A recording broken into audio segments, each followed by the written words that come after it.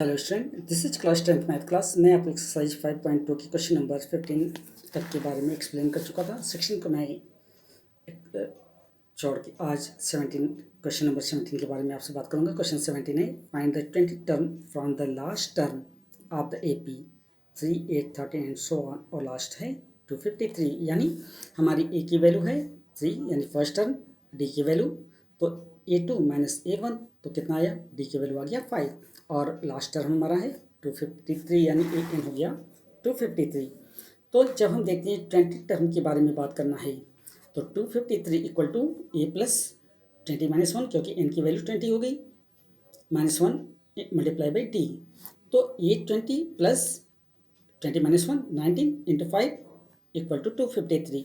तो A20 equal to 253 minus 95, 95 जो 95 होता है तो बचा कितना 158। तो हम ये कह सकते हैं कि 20 टर्म क्या होगा, 20th टर्म की वैल्यू होगी 158। अब हम आते हैं एक्सरसाइज 5.3 के बारे में बात करते हैं, जहाँ पर हमारा फार्मूला अप्लाई होता है SN इक्वल टू N/2, और ब्रैकेट में हम देखते हैं 2A plus small bracket N-1D। तो क्वेश्चन ये फार्मूला हमारा था। अब हम आते हैं क्वेश्चन पर। क्वेश्चन नंबर 1 to 3 इसमें MCQ fill in the blanks type का दिया गया, इसलिए मैंने उसको छोड़ा है। मैं क्वेश्चन नंबर 4 से यहाँ डिस्कस करता हूँ। क्वेश्चन नंबर 4 है, how many term of the AP 9, 70, 25 and so on must be taken to give a sum of 636। तो यहाँ पर सिंपली हम देखते हैं A की वैल्यू क्या है 9 है, D की वैल्यू क्या है 8 है, क्योंकि 17 माइनस 9 किया तो 8 बचा, और SN यानी लास्ट टर्म क्या है 636 है। तो according to formula SN equal to N/2 two A और N-1D। तो SN की वैल्यू 636 इक्वल टू N/2।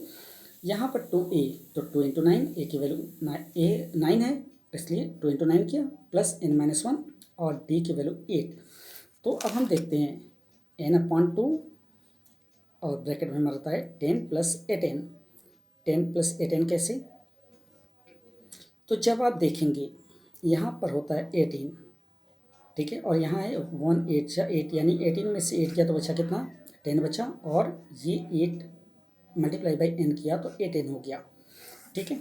तो जब हम देखते हैं 8N square equal to 10N minus 636 into 2, ये 2।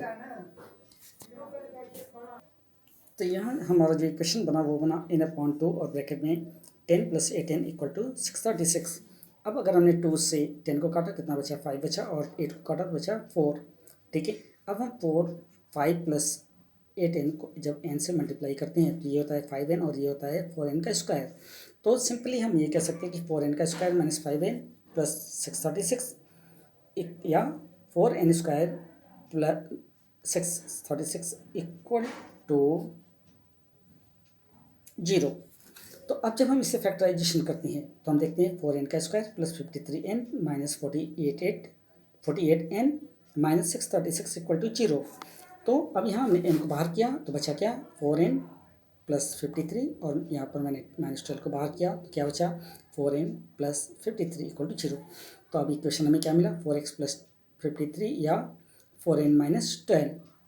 तो अगर 4N प्लस 53 तो N की वैल्यू 53/4 जो कि एग्जैक्ट वैल्यू नहीं हो सकती है, लेकिन 4N माइनस 12 ये एग्जैक्ट वैल्यू हो सकती है। तो हम ये कह सकते हैं कि ये N इक्वल टू 12 होता है।